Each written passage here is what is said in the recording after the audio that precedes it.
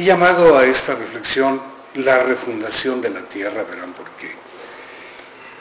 Luego de leer las obras, los ensayos y las crónicas impresas en los 4 tomos que componen Frontera Abierta, la antología personal de Enrique Mijares, sentí la necesidad de repensar el concepto que tenemos de la patria chica y la cultura que surge en un territorio determinado por la geografía y la historia, es decir, por los caprichos de la naturaleza y el paso del hombre sobre la tierra. La fundación del mundo como casa del hombre la hicieron tribus dispersas por los 4 puntos cardinales del planeta y hasta muchos siglos después de aquella fundación, guerreros inmortales como Alejandro el Macedonio, Gengis Khan el mongol y Augusto el romano, comenzaron a unificar bajo una misma bandera la diversidad étnica y cultural de los reinos conquistados por su espada.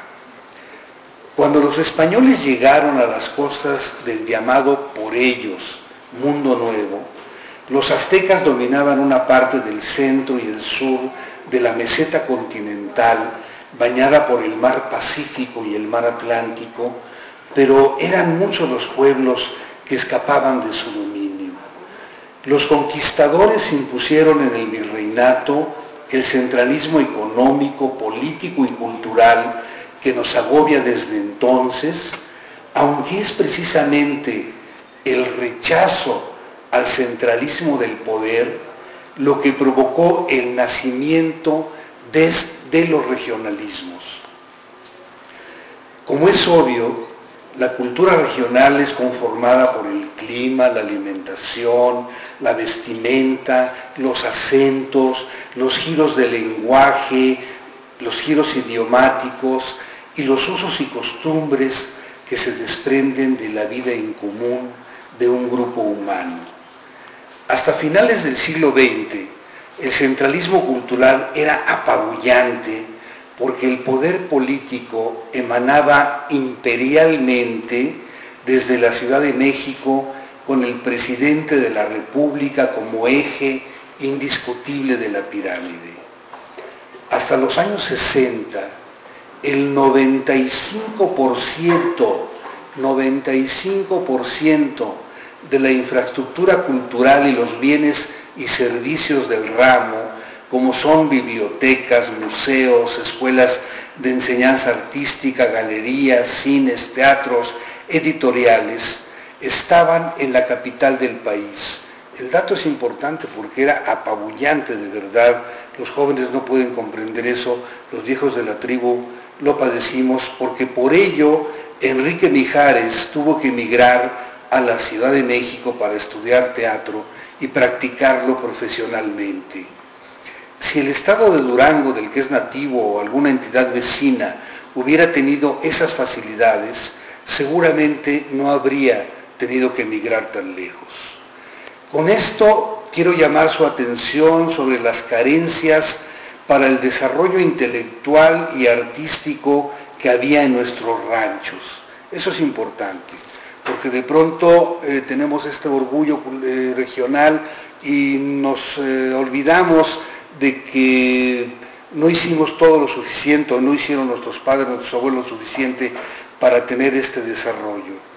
Todavía a finales de los años 70, cuando yo pisé por primera vez la ciudad de Chihuahua y en consecuencia Juárez, a la que vine, a los artistas del teatro se les consideraba desequilibrados mentales y hormonales, en lenguaje llano, locos o putos. Hacer teatro, por lo tanto, era una tarea heroica, por lo que tenía de marginal y solitario. Ese vacío provinciano para la formación artística llenó la Ciudad de México de escritores, músicos, pintores, dramaturgos y actores de los estados que se volvieron chilangos, porque era en la metrópoli y no en su tierra natal donde podían seguir su carrera de productores de arte. Mijares, curiosamente, fue de los que se formaron artísticamente en la capital azteca y en la vieja Europa, porque además era el lujo, es decir, era no la Ciudad de México, se iban a Europa también casi todos ellos. Yo creo que la coda de esas generaciones, desde el Porfiriato, los grandes artistas mexicanos estaban en su rancho en Zacatecas, en Durango, etcétera, iban a la Ciudad de México y de pronto se iban a Europa también. Y la coda de ello es la generación de Mijares. Mijares fue de los que se formaron artísticamente en la capital azteca y en la vieja Europa para volver a su tierra y al cobijo de su alma mater, la Universidad Juárez de Durango, comenzar la evangelización laica de sus paisanos por medio del teatro. Recuerden que la primera evangelización fue religiosa en la conquista. A la fecha se cuentan por miles los niños, jóvenes y adultos de muchas generaciones que han visto los innumerables montajes que ha hecho Mijares con su grupo Espacio Vacío en Durango. Como autor dramático, Mijares ha hecho lo que ningún otro dramaturgo mexicano, ni siquiera Rascón Banda, tan querido por sus tierras: dramatizar el pasado y el presente de su matria, luego les diré por qué matria, y de su patria. Y digo que es único entre nosotros en dicho afán, porque si bien muchos autores han escrito dramas sobre sus pueblos y sobre algunos capítulos de la historia patria, ninguno lo ha hecho tan metódica y prolíficamente como el autor duranguense, quien ha tratado de la conquista, la independencia, la revolución, el movimiento del 68, el levantamiento zapatista y otras revueltas locales y nacionales en pro de la equidad y la justicia. Su abanico histórico es impresionante.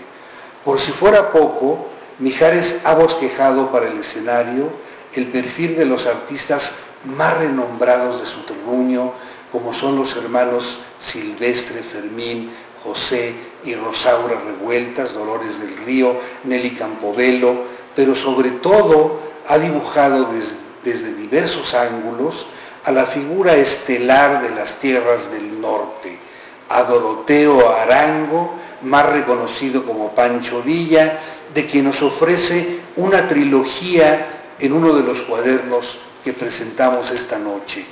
Fíjense que esto es bien importante porque tenemos de pronto novelistas importantes en el mundo que han hablado de su tierra. Rulfo, de pronto, sin mencionarla, nos ha dejado una herencia universal de lo que es.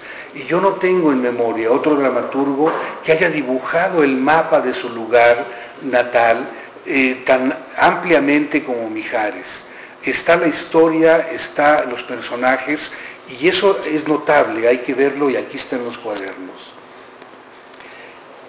En el amplio repertorio de obras de teatro que componen los primeros volúmenes de esta antología personal editada por el Fondo Regional para la Cultura y las Artes del Noreste, hallará el lector una variedad de temas y estilos, de narraciones y diálogos, de estampas y figuras de lenguaje, de letras e imágenes que en su totalidad componen un paisaje dramático que aspira a refundar la tierra natal y el país del dramaturgo en la medida en que revisa la historia como una tragedia y una posibilidad de redención. No podemos cambiar el curso de la historia. ¿A ustedes nunca se les ha antojado de pronto poder hablar con Cortés o con alguno de estos conquistadores para decirle: oye, cabrón, te equivocaste de una manera terrible, ya desde el presente, ¿no? Porque por eso somos lo que somos. La conquista, todo eso que Mijares lo trata en sus libros, es impresionante porque él dialoga con ellos, no puede rectificar los hechos, pero, no sé, a toda la gente interesada en la historia del país, a mí me gustaría hablar con Zapata, con Villa, para decir: ¿sabes qué? Te van a atrapar por aquí, no vayas a la hacienda de que te van a chingar por aquí, ¿no? Pero bueno, eso no se puede hacer. Pero si no podemos cambiar el curso de la historia para dialogar con los guerreros peninsulares que conquistaron estos lares, para explicarles que el exterminio de las lenguas y la cultura indígena fue el error más grande que pudieron cometer. Podemos sacar de aquella atrocidad del pasado una lección para el presente y ofrecerle equidad y justicia a los más de 11 millones de indígenas que malviven en la tierra de sus antepasados.